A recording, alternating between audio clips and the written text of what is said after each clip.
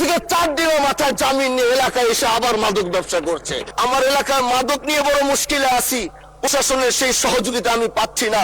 একদিক থেকে আমি নিজে মাদক বিরোধী সংগ্রামে নিজে রাস্তায় নেমে মাদকের বিরুদ্ধে আমি নিজে অভিযান চালিয়েছি।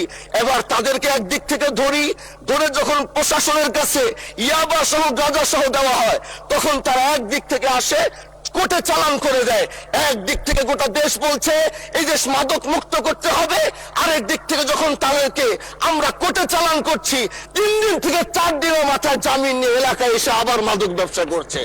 এজন্য মাননীয় আইনমন্ত্রীকে বলবো, আপনি এই ইয়াবা গাঁজা যেই বড় বড় নেশাগুলো আমাদের দেশে বেশি সচরাচর চলছে, এই বিষয়ে আইনটাকে আরেকটু মজবুত যদি করবেন, তাহলে আমরা মনে করব আমরা এই দেশ আর এই সমাজটাকে আমরা হয়তো আগামীর বাংলাদেশ, আগামীর যারা যুবক, মাননীয় স্পিকার আপনার খারাপ লাগবে, যুবকগুলো গ্রামের তারা ধ্বংস হয়ে যাচ্ছে।